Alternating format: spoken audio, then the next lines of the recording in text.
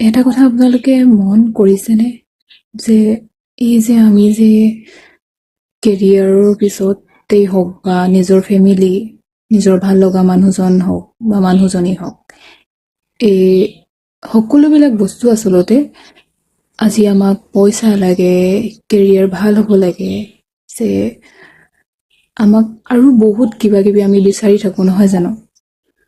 কিন্তু এই সকলোবিলাকৰ যে এদিন অন্ত পৰিব আৰু তেতিয়া হয়তো আমাৰ মৃত্যু হ'ব।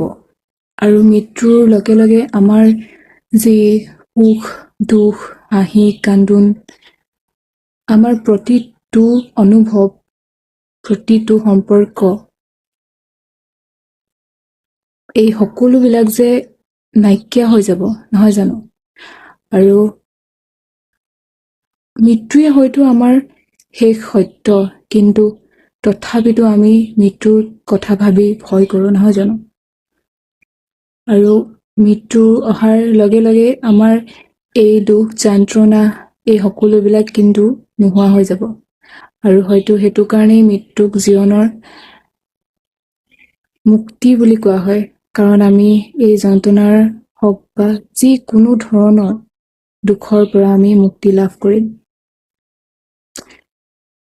এই অনুভৱবিলাক কেতিয়াবা কেতিয়াবা মনটোক বহুত বেছি আমনি কৰে, যেতিয়া এনেকুৱা লাগে যেন জীৱনৰ আমি কিবা এটা বহুত বেছি ভাল লগা বস্তু বিচাৰি আছো কিন্তু আমি পোৱা নাই। তেতিয়া এই কথাবিলাকে বহুত বেছি আমনি কৰে। কিন্তু যেতিয়া ভাবো যে এই পৃথিৱীখন চোন আচলতে চাবলৈ গ'লে একোৱেই নহয়, এই সকলোবিলাক চোন মায়া মোহ, আৰু আমি এই সকলোবিলাক এদিন এৰি থৈ যাব লাগিব। কিন্তু তথাপিতো আমি ভালদৰে জীয়াই থাকিবলৈ আচলতে চেষ্টা কৰিব লাগে, কিয়নো যাতে সেই মৃত্যু অহাৰ সেই সময়খিনিত যাতে আমাৰ কোনো ধৰণৰ ৰিগ্ৰেট থাকি যাব নালাগে, যে মনত এই প্ৰশ্নটো আহে যে আমি জীৱনত আচলতে কৰিলো কি। আৰু হয়তো সেইটো কাৰণে মই ভাবো যে আমি প্ৰতিটো সময় ভালদৰে জীয়াই থাকিব লাগে আৰু নিজক সুখী কৰিব লাগে। নিজক সুখী কৰাৰ আচলতে এইটো অৰ্থ নহয় যে আপুনি কাৰোবাক দুখ দিব আৰু কাৰোবাক দুখ দি নিজে সুখত থাকিব। সদায় এইটো কথা মনত ৰাখিব লাগে যাতে আমাৰ পৰা কোনোবাই কষ্ট নাপায়।